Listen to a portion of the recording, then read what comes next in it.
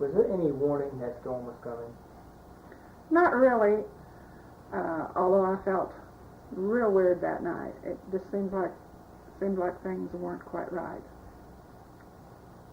It was kind of the beginning of spring. People wanted to be out and doing things and all. I remember this cloud bank in the southwest about sundown and lightning and such, and I thought, well, it's going to rain. And then, of course, after dark, it began to build up and move toward town. Mm-hmm. And so I sort of started walking the floor and became restless, and I had orders build up, and the boss was telling me to get the orders out and this and that. I even went outside and walked up and down the outside step there and looked at the weather, and it wasn't long after that till things started happening. There's an undeniable air of mystery within tornadoes from the mid-20th century and prior. A kind of atmospheric folklore that never truly leaves the towns they tore through. Stories larger than life that are passed down not just as memories, but as warnings, shaped by the voices of those who survived, stretching into the community's identity, culture, and collective memory. And that is exactly what the story of the 1947 Woodward F5 tornado encapsulates. A disaster living in two places at once, in factual record and in the unspoken space where memory becomes legend. This is the story of Oklahoma's deadliest tornado.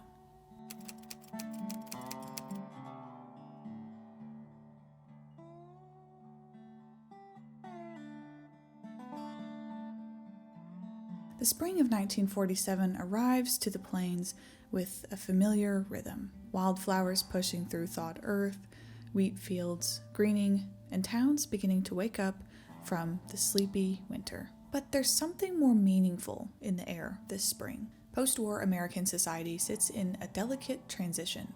The economy is reconfiguring, the family unit begins to reshape as veterans return home from war, and the shadow of the coming Cold War is beginning to move across the cultural landscape, faint but unmistakable. It is, however, still a point of renewed optimism. Ration books have been put away, soldiers have returned home, and the golden age of capitalism is still in its infancy. Furthermore, rural areas like the Texas Panhandle and western Oklahoma can finally breathe again after the droughts and economic ravages of the 30s have also come to a close. Socially, these rural communities in the American Plains are tightly knit. People know each other by name, by story, and by personal struggle. In places like Glacier and Higgins, Texas, and in Woodward, Oklahoma, neighborliness isn't a sentiment, but a firm practice. It feels in many ways in the heart of the country like the world is finally tilting back to normalcy. And yet, as spring settles and the heat of the plains begins to rise, that sense of normalcy hovers on borrowed time. The late afternoon of April 9th, 1947 settles over the Texas Panhandle with the familiar grit of wind and dust. Higher in the atmosphere, a deepening low-pressure system is anchored over southeastern Colorado, an associated cold front trailing the western edge of the Panhandle of Texas. On the surface, winds whip across the plains, with 30 to 40 mile-per-hour gusts driving low clouds in quick, uneasy motion. By 4 p.m. in Amarillo, Texas, winds aloft between 4,000 to 7,000 feet are observed between 53 to 61 miles per hour, a southerly conveyor feeding moisture and instability into this already potent system. This atmosphere isn't priming for the average springtime storm. This is violent tornado weather, with no sirens, widespread standardized warning communication systems, or tornado forecasting. Residents were left to their own devices. With a volatile atmosphere now in place over the central and southern plains by the late afternoon, a supercell thunderstorm begins to take shape in the Texas Panhandle. a slow-moving, towering structure, strengthening by the minute. As it matured on that fateful afternoon of April 9th, it would go on to become one of the longest-lived and destructive tornadoes in American history. And it was just beginning. At approximately 5:42 p.m. Central Time, the tornado touches down 1 to 2 miles southeast of White Deer, Texas. As the circulation began to tighten, a weather observer in Pampa, Texas, reported an ominous cloud mass to the north of his station. Farther west, at Gage, Texas, the roar of this storm is reported to have been so intense already that it could be heard even as the tornado passed 3 to 5 miles to its south. A sound described later as not wind, but machinery. Massive, metallic, and continuous. By 6:05 p.m., the storm passes roughly 5 miles northwest of Pampa, continuing its path as it strengthens, widens, and darkens. 7:22 p.m. The twister has moved to its first of several areas of population, Glacier, Texas. The first true devastation of this tornado is immediate and final. Buildings are unmade in seconds, splintered timber is driven into soil, and vehicles and farm equipment are lifted and tossed. Communication lines in Glacier, Texas fall silent as the supercell now bears down towards its next target within minutes of striking Glacier. The next community would also receive no warning. By 7:45 p.m., the twister reaches Higgins, Texas, only minutes after having passed through and devastating the small community of Glacier. By this time, the circulation of the tornado itself is reported as being a shocking 1.8 miles in width as it moved into the town. The scale of destruction as the storm moves through Higgins is unprecedented, not only for this community specifically, but for much of the entire Texas Panhandle up until this point. By the time the storm passes through Glacier and Higgins in Texas, 69 lives are lost. It's around 8 p.m., and the tornado is now crossing the state border into Oklahoma. During this stretch of its life, it's tearing largely through open country. Nevertheless, nearly 60 ranches and farmsteads are caught directly in its path. As the tornado presses deeper now into the state of Oklahoma, it grows larger, more organized, and almost renewed. Whether this was a matter of the parent supercell recycling and producing another strong tornado, or simply the original tornado reaching its peak in strength and devastation, we don't fully know. At 8:42 p.m., with no signal, no message, no siren, the first indication of catastrophe for the residents of Woodward is the sudden dark wall rising out of the southwest and the wind sharpening into something unfamiliar. Seconds later, the wall of a tornado enters Woodward. It tears through more than 100 city blocks with a speed and violence that defy comprehension. Entire neighborhoods are stripped from their foundations, businesses collapse, homes disintegrate, streets vanish beneath piles of debris. Survivors would later recall being lifted, thrown, buried, left wandering through a landscape they had known their entire lives, completely changed in an instant. The American Red Cross would later record the broader toll. 95 lives lost in Woodward in minutes alone. Another 6 in Ellis County, 17 in Glacier, 51 in Higgins. That not including the 1,000+ injuries that were also reported.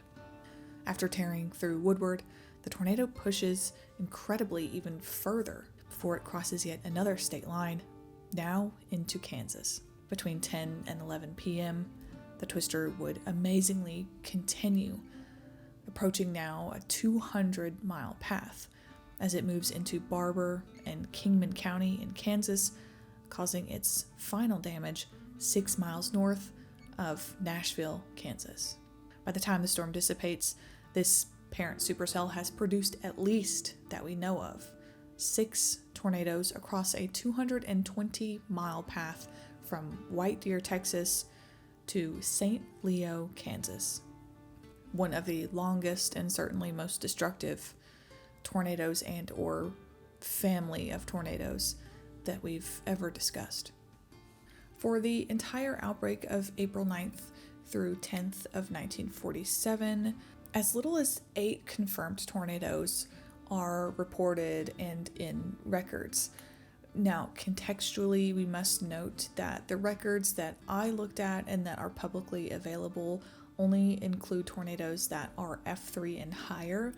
If you are curious about that, that is likely because the smaller, less intense tornadoes or that cause less damage were likely not surveyed, seen, or recorded. So this would likely bring the official total up from 8 strong to violent tornadoes up to a total of, let's say, a dozen or more total tornadoes from this outbreak. It is difficult, impossible rather, to say with certainty for many of these events that occurred in the mid-20th century, but I just like to give some context or food for thought there. So I found them about a block away in the Greater Ditch, all 3 of them. And I would say my husband was probably already dead because all I could hear was the death gurgle in his throat. And then the little boy was unconscious, and then my oldest boy that lived through it, he was crying that he was hurt, and please help me, Mom. The little boy died there. Of course, the doctor said that my husband was already dead, so they loaded him in the back of the pickup. And then a little later, the pickup came back. I remember counting them about, I don't know now how many there were, but I remember counting them, and I thought, well, that's stupid that I would count them. But for some reason I did. But they were just pitched in there like cattle or whatever. A former Army air base nearby was undamaged and was taken over by the Red Cross, which set up an emergency camp for refugees, who soon nicknamed it Tornado Town. It became a complete social service, housing and emergency care unit. Smiles reappear on faces of children who only a few hours before had witnessed the most terrible of tornadoes. These children are luckier than some of Woodward's children. Luckier, for example, than the little girl for whom the Red Cross will buy 7 artificial limbs before she grows up. Cold winds, rain, and an eventual snowfall would ultimately complicate the cleanup and recovery process in the days that followed the Woodward tornado for all communities involved. All of this while damaged infrastructure largely left Woodward and these smaller rural communities cut off from the rest of the world. Delays in communication, therefore, slowed the search and recovery process, only increasing the uncertainty as missing persons were slowly accounted for. Though this was only the beginning of hardship for many. Like many of the major events we talk about, particularly for this period in time, mid to early 20th century, the immediate crisis after the tornado itself and the lives lost, of course, is the homelessness. The Red Cross reported 623 destroyed homes between the communities and 920 plus damaged enough to be inhabitable, not uninhabitable. Again, I have to say, contextually, this is happening within only a couple of years or a decade of the Great Depression coming to an end, the economy beginning to rise again, the Dust Bowl greatly impacting a large portion of the plains and these farmers and individuals. The tornado added another layer of devastation to these communities that had only recently begun to stabilize. Subsequent economic losses, as you can imagine, for individuals and farmers for this area were immense. Total property damage was estimated at $9.7 million, a staggering figure for rural Oklahoma and Texas in 1947. These losses would include homes and businesses, farms and homesteads, livestock, fencing, telegraph lines, automobiles, all of which disrupted both daily life and agricultural livelihoods. And historically, for many very small rural communities and towns, again in the mid to early 20th century that we talk about on this channel, when they're struck by tornadoes, they don't frequently make it past these devastating events, either economically or physically. But that would not be the case here, incredibly. Glacier, Higgins, and Woodward in Texas and Oklahoma endured extraordinary loss, but they rebuilt. The sound of saws and hammers as the Red Cross sets about rebuilding the homes of those who, because of the storm, cannot rebuild their own. Done according to a fixed principle of Red Cross aid. It is always given, never loaned. For the job is not over in Woodward. It will not be over there for the Red Cross until the last injured person is released as recovered by his physician, until the last family is back into its repaired or rebuilt home, until the last orphan of the storm comes of age 5, 10, or 15 years from now. In the years following the 1947 tornado, Glacier, Higgins, and Woodward moved forward in different ways, shaped by both loss and determination. Glacier and Higgins never returned as major population centers, but their names and histories endured through rebuilt homes, surrounding rural communities, and the people who chose to remain connected to the land rather than abandon it. Woodward, more heavily damaged but larger to begin with, rebuilt its downtown, schools, and infrastructure, reestablishing itself as a regional hub in northwestern Oklahoma. Recovery was driven not by outside recognition, but by local effort. Neighbors helping neighbors, businesses reopening, and families committed to stay. All three towns remain active, living communities in Oklahoma and Texas today, a testament to their resilience, forged long before the storm arrived and long after.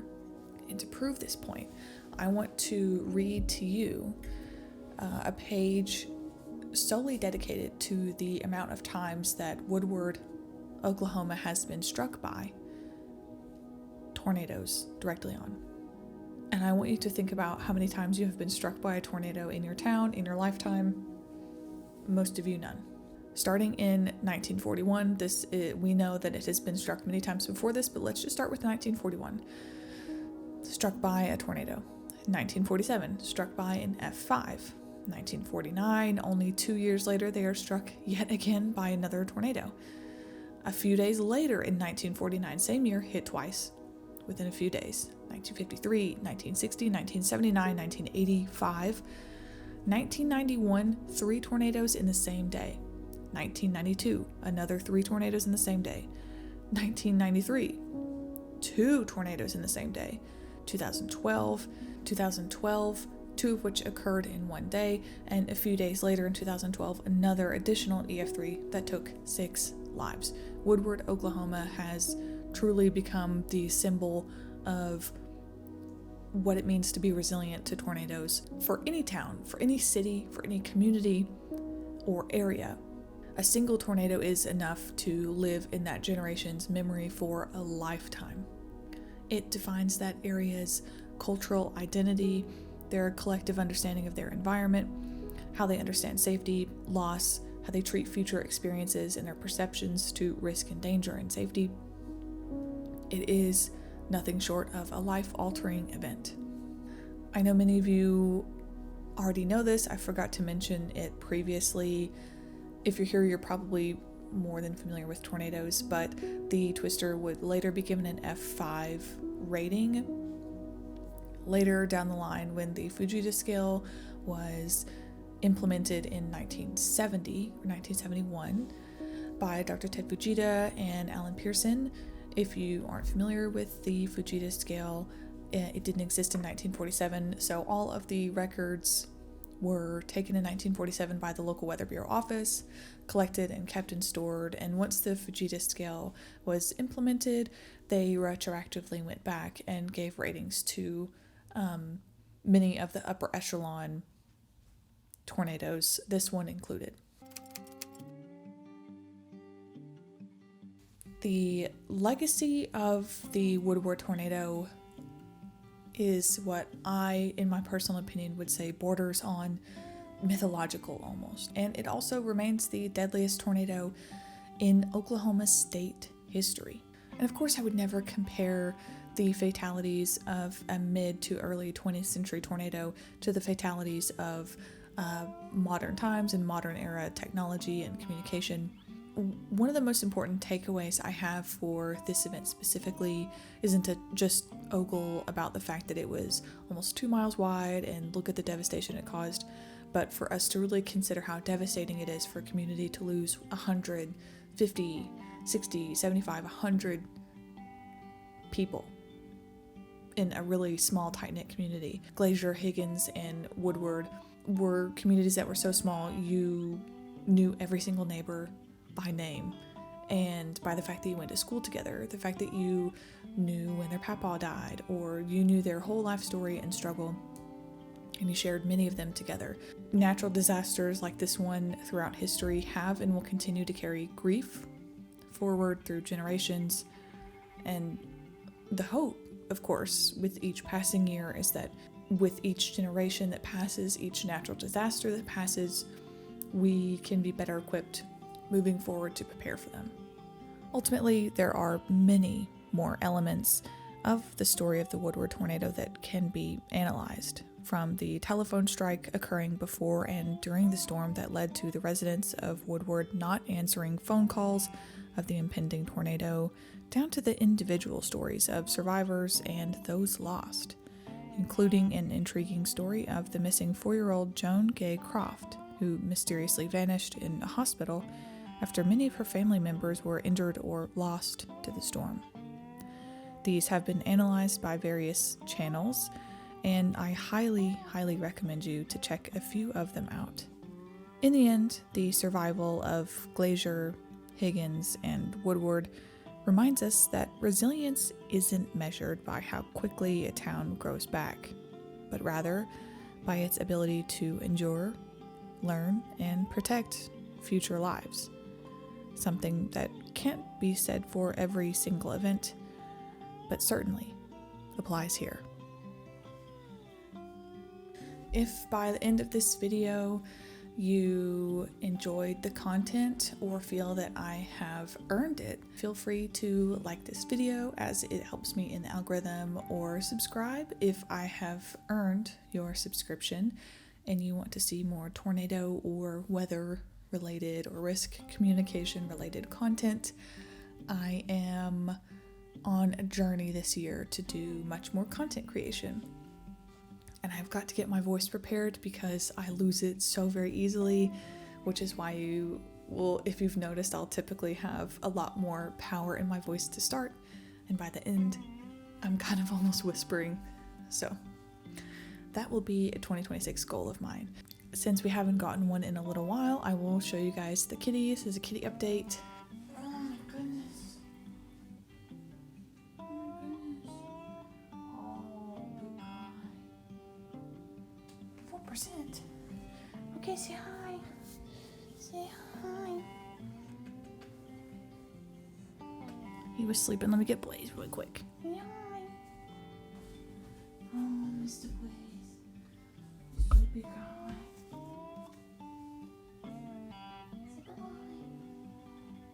They were both sleeping. I grabbed them. Okay. Say goodbye. Thank you for watching. Bye. Bye.